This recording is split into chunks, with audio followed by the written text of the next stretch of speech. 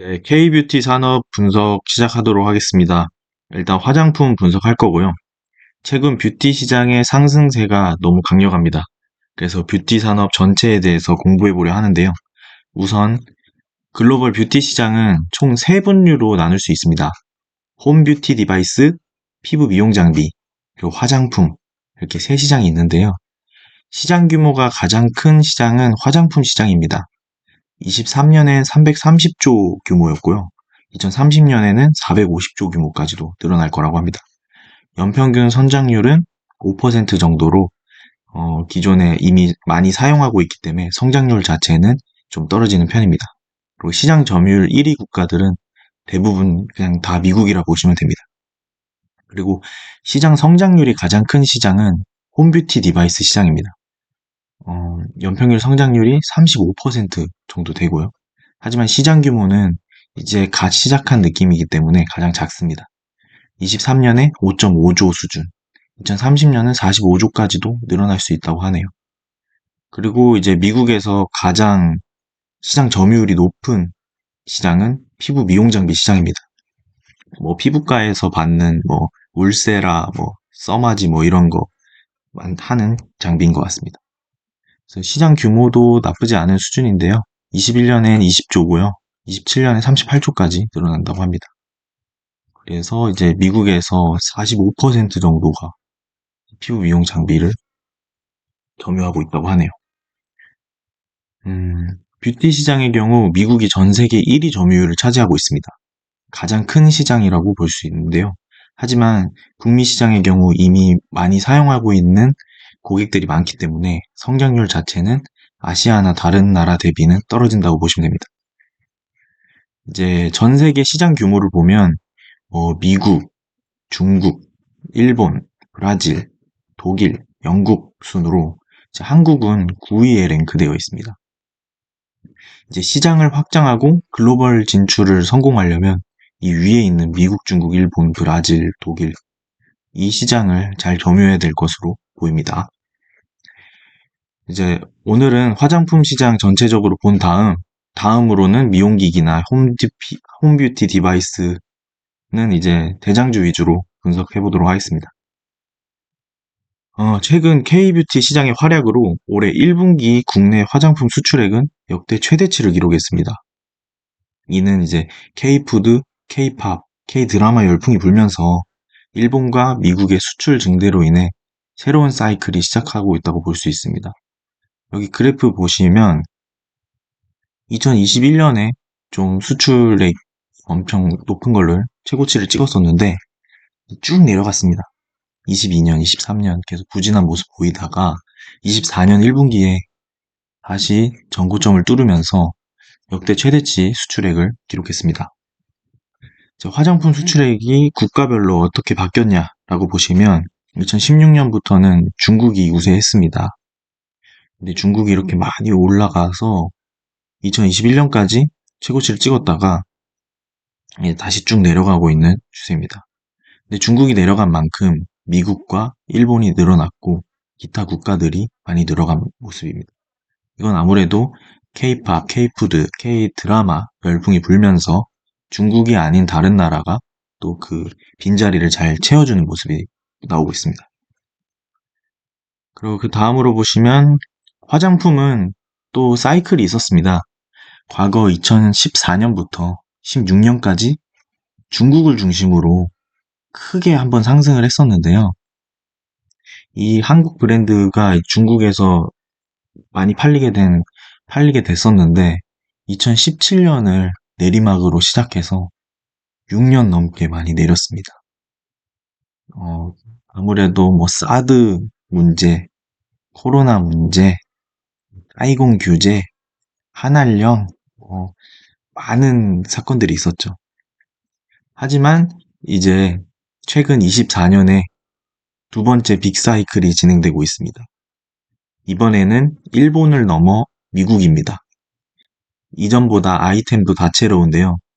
과거 마스크팩과 일부 고가 브랜드에 한정된 중국의 성장이었다면 지금은 에센스, 선크림, 파운데이션 등 다양해졌고 무엇보다 미국이나 일본은 중국처럼 뭐 예측 불가 변수가 없을 거라는 점이 긍정적입니다. 뭐 사드 배치, 뭐 하달령 이런 게 좀 덜하겠죠, 중국보다는. 그래서 현재 뷰티 업종 성장을 견인하는 요인은 비중국 수출, 그리고 인디 브랜드의 성장이라고 볼 수 있습니다. 최근 미국의 뷰티 브랜드는 이제 깨끗하고 건강한 피부가 전제되고 있는데 케이팝과 드라마 붐이 일고 나서 이에 따라 이제 상대적으로 깨끗한 피부로 인식되는 한국인의 피부 관리 방법에 대한 관심도가 높아지고 있는 상황입니다. 그래서 이 과정에서 한국 화장품을 채택하는 비중이 점점 늘어나고 있고 아마존 베스트셀러의 한국 스킨케어 브랜드사가 다수 포진하며 수요가 증가하고 있음을 알 수 있습니다. 그래서 미국에서 어느 정도냐라고 보니까 2012년부터 꾸준히 미국 화장품 수입이 증가하고 있습니다. 한국이. 이게 한국은 좀 가파르게 성장하고 있는 모습인데 프랑스, 캐나다, 이탈리아는 뭐 일자로 이제 뭐 크게 성장하는 분위기는 아니고 유지되는 분위기로 가고 있습니다. 그래서 한국의 성장세가 가파르다라고 보시면 될 것 같습니다. 그리고 이제 미국향 화장품 수출액 추이인데요. 2018년에는 뭐 한 3천만 달러 정도 나오던 수출액이 최근에는 1억 4천만 달러까지 올라왔습니다. 수출액이 많이 늘었는데요. 그만큼 지금 미국향 수출이 많이 되고 있는 것으로 알 수 있습니다. 그래서 그래프 보시면 YOY 그래프로도 지금 전고점을 다 돌파했고 다시 약간 눌림목 나온 모습입니다. 그래서 미국이 아까 화장품 시장 중에서 가장 컸잖아요. 그래서 뭐 1억 4천만 달러 정도는 미국 화장품 전체 시장 내 1%도 안 되는 수준입니다. 그래서 1% 내외로 침투율이 되고 있고요. 앞으로 업사이드도 많이 가능성이 높은 시장입니다. 그래서 아무래도 미국은 이제 서양인이다 보니까 동양인과 다른 피부 타입이고 피부 결이 다릅니다. 그래서 미국에서 지금 유행하는 화장품은 기초 화장품이 가장 유행한다고 합니다. 이 여자들이 화장하는 그 색조 화장품보다 기초 스킨케어 제품들 위주로 미국에서 잘 팔리고 있다고 합니다. 그래서 미국 왜 잘 팔리는데, 인디 브랜드가 왜 잘 팔리는데를 보시면 미국이 현재 고물가 고금리 상황이 지속되면서 가성비 제품의 수요가 크게 증가하고 있습니다. 이는 단기간 내 불거진 트렌드가 아니라 장기간 누적되어 2030 세대에서 두드러지는 소비 문화라고 볼 수 있습니다. 코로나 팬데믹부터 해서 고물가 고금리 상황이 지속되고 소득 불평등이 심화되고 소비 양극화가 나오며 이제 가성비 제품 수요 확대로 이제 진행이 된 것 같습니다. 그래서 저가 화장품 수요가 증가되고 있고 인디 뷰티 브랜드 대세장이 시작됐다고 보시면 될 것 같습니다. 그리고 미국 개인 소비 지출액 증가율 추이인데요. 미국 개인 소비가 계속해서 급격하게 줄어들고 있습니다. 그래서 소비를 줄이고 저가 화장품, 가성비 제품 수요 확대가 되고 있다는 점. K푸드도 마찬가지죠. 라면이 인기 있는 것도 가성비 제품 수요 확대에 대한 수혜라고도 볼 수 있습니다. 그래서 이것이 최근 인디뷰티 브랜드들과 ODM사들의 높아진 밸류에이션의 이유이기도 합니다. 근데 이제 내국인 수요뿐만 아니라 멀티 브랜드 내 해외 관광객 수요가 더해졌고 더 나아가 일본, 미국 등에서 한국 인디 브랜드의 입지를 더해가는 양상입니다. 그러나 시장이 좋은 만큼 진입장벽도 낮아져 인디뷰티 브랜드의 경쟁사가 많아지고 있는 추세입니다. 21년도에는 251개 업체, 22년도에는 1200개 업체, 2023년도에는 거의 1400개 업체가 폐업을 했습니다. 이게 경쟁이 치열한 만큼 만만한 시장이 아닙니다. 진입장벽이 매우 낮기 때문에. 그리고 게다가 가장 큰 경쟁자가 나타났는데요. 이 중국의 인디뷰티 브랜드입니다. 이제 중국이 화장품 시장이 초기 성장이 시작됐습니다. 하지만 중국 소비가 저조하기 때문에 잘 안 되고 있었고, 그리고 중국 로컬 브랜드 수가 급증했고, 중국 내수 시장의 경쟁이 너무 심해져서 중국 기업들이 비중국 시장의 진출이 증가하기 시작했습니다. 그래서 이는 곧 아시아 시장 내 인디 뷰티 브랜드 경쟁 심화로 이어질 것으로 예상됩니다. 그래서 인디 브랜드는 국내 브랜드는 중국과 싸워야 되는 거죠. 그래서 약간 리스크가 있어 보입니다. 이제 국내외 유망 중소 브랜드사의 증가는 곧 중저가 브랜드 시장 경쟁을 가열시키지만 이들 브랜드가 서구권을 포함해서 해외 시장 입지를 넓힐수록 한국 ODM사의 실적 성장 기회가 많아진다고 합니다. 그러므로 인디뷰티 중저가 브랜드사들의 경제 심화 속에서 장기적으로 ODM사의 투자 매력이 상대적으로 높다고 볼 수 있습니다. 그래서 코스맥스 기업 같은 경우 중국 법인이 전체 매출의 40%를 차지하고요. 중국의 해외 진출에 대한 수혜 기업입니다. 그러니까 이 화장품을 만드는 인디 브랜드보다도 이 인디 브랜드들을 수출시키는 걸 도와주는 ODM사들이 훨씬 더 수혜를 장기적으로 받을 수 있다라고 볼 수 있습니다. 그럼 이 ODM사가 미국에서는 어떤 수혜를 받냐라고 보시면 이제 미국으로 진출하려면 미국은 땅덩어리가 크기 때문에 물류 체계 법이나 지역별로 또 법도 다르고 그래서 마케팅 전략도 매우 중요합니다. 그래서 이제 미국은 화장품 유통 구조가 복잡하기로 유명한데 이 유통 구조는 유통 대행사를 통하면 편합니다. 그래서 이로 인해서 현지 벤더사들이 수혜를 볼 것으로 보이는데요. 게다가 이제 현재 대행사의 중요성을 높이는 미국 화장품 규제 현대화법이 24년 7월부터 시행됩니다. 그래서 시설 및 제품 등록 의무화, 제품 안전성 입증, 라벨링 규제, 제조 및 품질 관리, 이런 좀 다양한 규제들이 FDA가 규제 권한을 대폭 확대시킴으로써 유통 및 등록 허가 대행업이 성행할 가능성이 커졌습니다. 이와 관련된 기업으로는 코스맥스, 코스메카 코리아, 한국 콜마가 대표적입니다. 유통 구조 보시면 되게 복잡하죠. 그거를 대행해주는 대행사가 지금 강세를 보이고 있는 것 같습니다. 미국 화장품 유통 대행사 중에 가장 큰 성장을 보이고 있는 회사가 실리콘2입니다. 이 실리콘2는 한국 인디 뷰티 브랜드들의 미국 수출이 급증하면서 미국 유통 인프라를 가지고 있는 기업으로서 최대 수혜주로 꼽힌 기업입니다. 이게 단순 유통사로 보기에는 유사 기업 대비 유통 경쟁 우위를 점하고 있는 것이 장점입니다. 특히 이제 2024년 들어서면서 매출 성장이 거의 100% 이상 늘어나면서 영업이익률까지 뛰어나게 성장하는 모습이 나왔습니다. 그래서 이 기업은 엄청나게 성장하고 있는 기업으로 볼 수 있고, 이 강력한 경쟁 우위를 점하고 있기 때문에 제품 매입 단가 협의 시 협상 우위를 점하고 있는 것으로 판단됩니다. 그래서 실리콘2의 가장 큰 장점은 그 인디 브랜드, 저가 브랜드들이 미국 진출하는 것을 도와주는 기업이기 때문에 동반 성장할 수 있다. 한국의 기업 중저가 브랜드들과 실리콘2가 미국 진출을 도와줌으로써 계속해서 성장할 가능성이 높다. 그리고 경쟁 우위가 강하기 때문에 단가 협의가 잘 돼서 영업이익률도 점점 늘어나는 기업이다라고 보시면 될 것 같습니다. 그래서 실적 테이블 보시면 2022년부터 꾸준히 매출액이 100% 정도 상승해왔죠.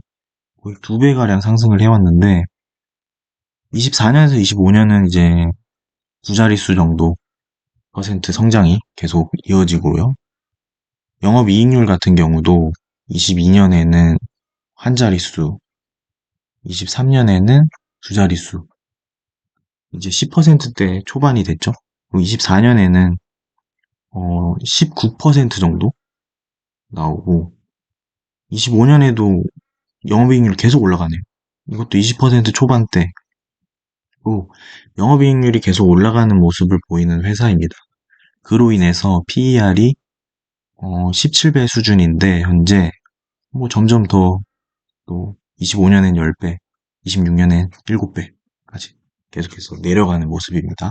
그래서 현재 PER보다는 미래 가치로 봤을 때 현재 PER이 좀 낮을 수도 있다라고 보시면 될 것 같습니다.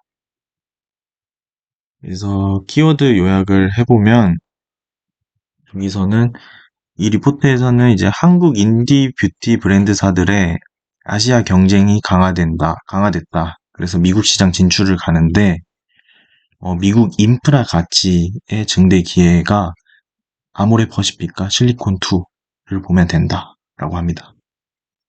그리고 두 번째 트렌드로는 중국 로컬 화장품사들의 내수 시장 경쟁이 심화됐다. 그래서 중국 화장품사들이 일본이랑 아시아 진출을 한다. 그에 대한 수혜가 ODM사, 코스맥스와 CNC 인터내셔널이 수혜를 본다라는 내용인 것 같습니다. 그래서 이 리포트에서는 업종별, 그 화장품, 기업별 투자 포인트를 또 정리해놓고 뭐 별점도 매겨놨습니다. 그래서 뭐 아모레 퍼시픽, 뭐 코스맥스, 뭐 CNC 인터내셔널 뭐 별 3개 좋네요. 그래서 이 중에 이제 주요 종목으로는 아모레 퍼시픽, 코스맥스, CNC 인터내셔널, 실리콘2를 제가 뽑아봤습니다. 그래서 이제 밸류에이션 퍼밴드를 보시면 아모레 퍼시픽은 최근 많이 내리다가 전고점을 돌파하고 가파르게 PER이 상승했습니다. 30배 좀 안 되는 수준이네요. 그래서 코스맥스 같은 경우는 최근 좀 내리다가 전고점을 이제 돌파할까 말까 한 수준이고 15배 좀 안 되는 수준입니다. 그리고 실리콘2 같은 경우는 매출 성장과 영업이익 성장이 엄청났죠.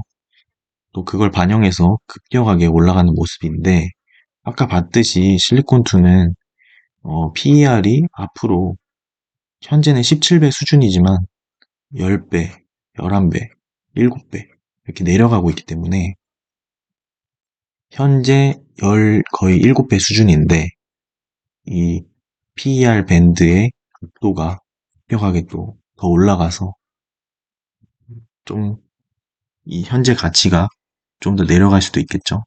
저평가로 내려갈 수도 있겠죠. 현재 좀 많이 높아 보이는데 고평가 구간으로 보이는데 또 나중에 영업이익이나 매출이 계속 나오면 급격하게 각도가 올라갈 것으로 보입니다. 그리고 CNC 인터내셔널 같은 경우도 꾸준히 이렇게 올라왔고요. 현재 전체적으로 화장품 섹터가 상승 추세를 보이면서 그동안 많이 내렸는데 반등을 좀 크게 하는 모습이네요. 이런 것들이 계속 유지될 수 있을지는 계속해서 지켜봐야 될 것 같습니다. 실적이 바탕이 돼야 되죠. 요즘 장세는. 그래서 이제 이 미국향의 대장주는 무엇일까 보시면 아모레 퍼시픽은 미국 초기 성장의 대장주라고 볼 수 있습니다. 23년에 인수한 코스알엑스 때문인데요. 이 연결 실적이 5월부터 반영된다고 하는데 코스알엑스에 대해서 한번 보겠습니다. 해외 매출 비중이 90%인 회사이고요. 아모레 퍼시픽이 코스알엑스 인수를 통해서 부진한 해외 판매를 만회하려고 2023년에 인수를 했다고 합니다. 이 회사는 이제 2017년 사드, 2019년 코로나 팬데믹을 거치며 중국을 포함한 해외 매출이 줄곧 감소세를 보여온 가운데 코스알엑스 인수로 글로벌 경쟁력을 강화한다는 계획을 밝혔다고 합니다. 그래서 이제 아모레 퍼시픽 관계자는 코스알엑스의 주요 채널은 아마존이고 140여 개 국가에 진출해 있다. 그리고 해외 매출 비중이 높은 만큼 이 회사를 통해서 글로벌 경쟁력을 강화할 것이라고 말했다고 하네요. 그래서 이러한 기업의 연결 실적이 5월부터 반영되고, 미국에서 중저가 상품인 이니스프리와 이 라네즈의 성장세가 꾸준하며 아마존 탑 10에 지속적으로 이름을 올리고 있다고 합니다. 아마존 프라이데이 할인 축소로 2분기 매출은 생각보다 부진할 수 있으나 하반기 매출로 이연되는 효과가 있어 우려는 제한적이라고 하네요. 그래서 뭐 실적 테이블 보시면 1분기까지 보면은 매출이 9천억 정도 나왔죠. 근데 작년 1분기가 좀 더 나왔습니다. 그래서 뭐지? 아모레퍼시픽이 생각보다 잘 안 나왔네 라고 보시면 이제 아까 5월부터 연결 매출이 이제 나온다고 했잖아요. 코스알엑스. 바로 이제 1조 천억 정도로 급격하게 늘어났습니다. 그래서 2분기부터가 기대되는 기업이라고 볼 수 있겠네요. 그래서 이제 북미 매출이 2천억 바로 찍혔죠. 원래는 뭐 600억, 700억, 800억 하다가 2천억, 2,600억, 2,800억 이렇게 쫙 늘어나는 모습입니다. 그래서 YOY로도 190% 북미가 늘었고 미국 그 수혜를 크게 보는 기업으로 보입니다. 그리고 영업이익 같은 경우는 원래는 영업이익률이 7%, 0.6%, 1.9%, 2.2% 작년에 분기별로 이 정도 나왔습니다. 너무 잘 안 나왔는데요. 그 이유는 해외 영업이익률이 마이너스가 떴었습니다.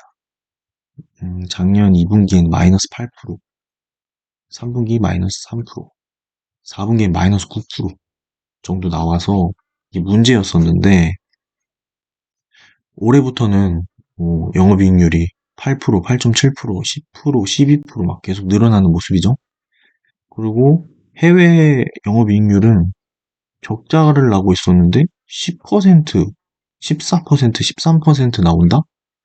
이게 적자가 나오던 기업이 흑자 전환을 하는 엄청난 상승을 보여주는 상황입니다. 그래서 아모레 퍼시픽 같은 경우 좀 드라마틱하게 영업이익률이 변하네요. 그래서 이 기업은 되게 매력적인 기업인 것 같습니다. 그래서 충분히 대장주라고도 볼 수 있겠네요. 그래서 2분기부터도 아주 실적이 나오면 기대되는 것 같습니다. 다음으로는 코스맥스. 하반기에도 국내 인디뷰티 고객사들의 미국, 일본향 수출 물량의 확대에 따른 고성장이 지속될 것으로 예상됩니다. 또한 미국 고객사 중심 성장이 지속되고 있고 1분기 기준 ODM 비중이 80%까지 확대되며 이익 성장에도 기여했다고 하네요. 그래서 향후 서부 고객사 확대 및 OTC 프로젝트 수주를 통한 성장 지속이 기대되고 동남아와 중국 시장으로도 성장 가속화가 예정되어 있습니다. 이게 ODM은 이제 뭐 미국 시장 진출, 일본, 중국, 동남아 뭐 하는데 다 ODM이 많이 아까 필요하다고 봤죠. 그래서 이 대장주가 코스맥스인데 어느 정도인지 봅시다. 매출액 같은 경우 작년에 400억대로 계속 나왔었고 올해는 이제 500억대로 다 좀 한 100억씩 올라간 느낌이네요. 그래서 약간 성장을 했고 작년에는 중국이 마이너스 퍼센트 나왔고 YOY로 상해, 광저우, 미국이 마이너스 39% 나왔었는데 올해에는 전부 다 플러스다. 중국도 29% 상승, 상해도 18% 상승, 미국이 43% 상승, 인도네시아도 상승. 그래서 영업이익률을 봐야죠. OPM 보시면 작년에 3.4, 9.6, 7.3, 5.2 수준. 올해는 8.6, 10.1, 9.2, 8.3 수준. 그리고 작년 대비해서도 영업이익률도 좀 좋게 나오고 있네요.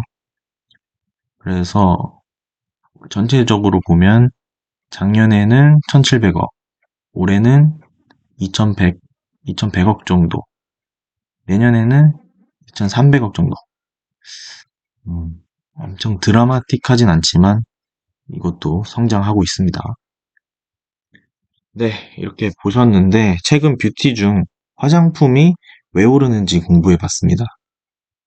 이 화장품은 지금 현재 미국향으로 아직까지 성장하는 단계이고 단기간에 크게 올랐기 때문에 밸류에이션이 부담스럽게 느껴지지만 종목별로 차별화 현상이 나올 것으로 보이고 앞으로 빠르게 성장해 나가거나 실적이 개선되는 기업을 잘 고르고 이 기업들이 어떻게 확장해 나가는지 잘 지켜봐야 할 것으로 보입니다.